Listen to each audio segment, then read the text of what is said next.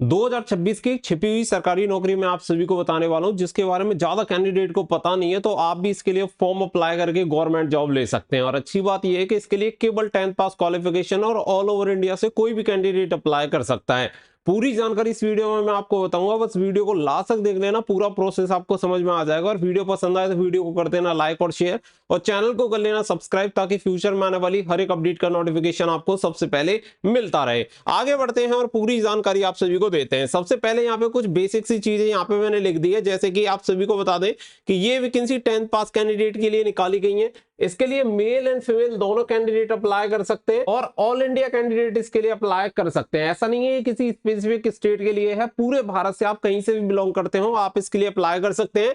क्योंकि ये जॉब रहने वाली है सेंट्रल गवर्नमेंट की जॉब रहने वाली है, तो सेंट्रल गवर्नमेंट के अकॉर्डिंग यहाँ पे आपको सैलरी मिलती है। इसमें कोई हाइट का क्राइटेरिया नहीं है, कोई चेस्ट का क्राइटेरिया नहीं है, ना ही आपकी कोई रनिंग होगी, यानी कि बिना फिजिकल के आपको सेंट्रल गवर्नमेंट की जॉब मिल जाएगी, जिसमें आपको सैलरी भी काफी बढ़िया देखने के लिए मिलेगी, क्योंकि ग्रुप सी की वैकेंसी यहाँ पे रहने वाली है। आगे बढ़ते हैं तो यहाँ पे सबसे पहले मैं आपको बता दूं आपकी एज लिमिट के बारे में। तो एज लिमिट यहाँ पे आप देख सकते हैं, आपकी मिनिमम जो एज क्राइटेरिया है वो कितना है 18 साल, और मैक्सिमम कितना है 25 साल। तो 18 से 25 साल तक के कैंडिडेट अप्लाई कर सकते हैं। अगर आप ओबीसी कैंडिडेट हैं तो आपको 3 साल की छूट मिल जाएगी, और वहीं पे आप एससी और एसटी कैंडिडेट हैं तो आपको 5 साल की छूट मिल जाएगी। इसके अकॉर्डिंग आप इसके लिए फॉर्म अप्लाई कर सकते हैं। उम्र की गणना 6 फरवरी 2026 से की जाएगी, क्योंकि यही इसकी लास्ट डेट है, और लास्ट डेट के अकॉर्डिंग आपकी क्रूशियल डेट है, और इसी से आपकी उम्र की गणना होगी। तो ये चीजें आपको बेसिक सी जो चीजें हैं वो क्लियर हो गई। इसमें केवल दो ही क्राइटेरिया है, पहला आपका क्वालिफिकेशन का और दूसरा है एज क्राइटेरिया।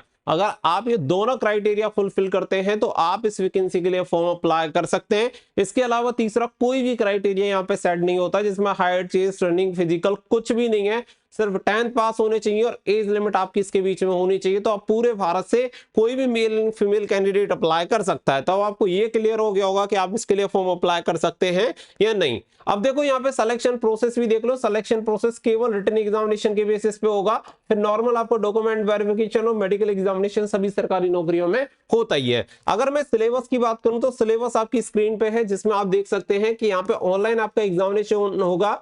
10th लेवल के क्वेश्चन होंगे, टोटल क्वेश्चन होंगे 150, 2 घंटे का आपका पेपर होगा। नेगेटिव मार्किंग भी रखी गई है, हर एक गलत उत्तर पे 1 नंबर आपका डिडक्ट कर लिया जाएगा, यानी 1/3 की आपकी नेगेटिव मार्किंग रहने वाली है।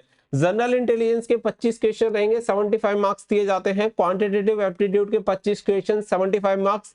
जनरल अवेयरनेस के 50 क्वेश्चन, 150 मार्क्स, और इंग्लिश लैंग्वेज के 50 क्वेश्चन, 150 मार्क्स आपको दिए जाते हैं। इस तरीके से अगर आप देखेंगे हर एक क्वेश्चन के लिए 1 नंबर आपको दिया जा रहा है, यानी 150 क्वेश्चन के लिए 450 नंबर आपको दिए जाएंगे, और इसी के बेसिस पे आपकी मेरिट बनेगी, और इसी के बेसिस पे आपका सिलेक्शन होगा। तो जिन कैंडिडेट की भी जनरल अवेयरनेस और इंग्लिश लैंग्वेज पे पकड़ होगी वो आसानी से यहाँ पे सिलेक्शन निकाल सकते हैं। अगर आगे मैं बात करूं तो ये वैकेंसी में अगर आप देखेंगे तो यहाँ पे आपको पोस्ट देखने के लिए मिल जाएंगी कि कौन कौन सी पोस्ट निकली हुई है। अगर आप देखेंगे तो ये पोस्ट आपकी एमटीएस जनरल की, तो जिसमें 14 वैकेंसी है, जिसके लिए कोई भी 10th पास कैंडिडेट अप्लाई कर सकता है।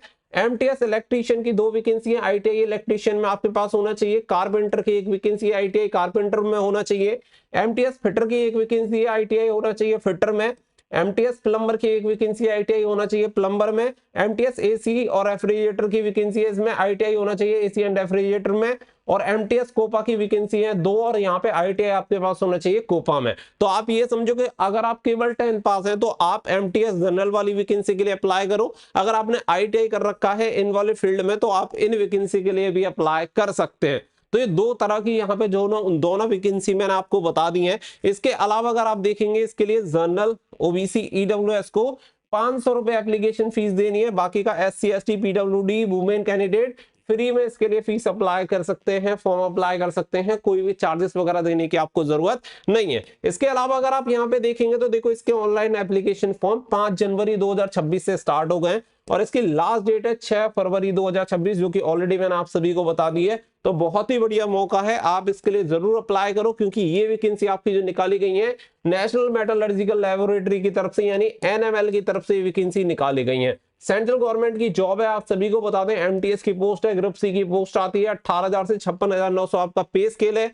और सबसे बड़ी बात परमानेंट गवर्नमेंट जॉब है, क्योंकि आज के टाइम में वैसे गवर्नमेंट जॉब इतनी कम है और आपको ये मौका मिल रहा है तो आपको इसके लिए जरूर अप्लाई करना चाहिए, क्योंकि इसके लिए ज्यादा कैंडिडेट इंटरेस्टेड नहीं होते, क्योंकि लोगों को इसके बारे में पता भी नहीं होता और नंबर ऑफ वैकेंसी कम रहती है, तो यहाँ पे इंटरेस्ट भी लोगों को कम होता है कि भाई कम वैकेंसी है, फॉर्म अप्लाई करने में कोई फायदा नहीं है। इसी चीज का आपको यहाँ पे फायदा उठाना है और आपको इसके लिए फॉर्म अप्लाई करना है। फॉर्म अप्लाई करने के लिए आपको टेलीग्राम का लिंक वीडियो के डिस्क्रिप्शन में दे दिया है। टेलीग्राम पे आप सभी को वहां लिंक मिल जाएगी, वहां से जाके आप इसके लिए अप्लाई कर सकते हैं, या वीडियो का डिस्क्रिप्शन में भी आपको लिंक मिल जाएगी, वहां से जाके भी आप इस वैकेंसी के लिए अप्लाई कर पाएंगे। तो इस वीडियो को सभी के साथ शेयर करके चैनल को सब्सक्राइब कर लेना और बेल आइकन पे प्रेस कर लेना, ताकि फ्यूचर में रेगुलर अपडेट मिलते रहे। मिलेंगे नेक्स्ट वीडियो में। So thank you for watching. जय हिंद, जय भारत।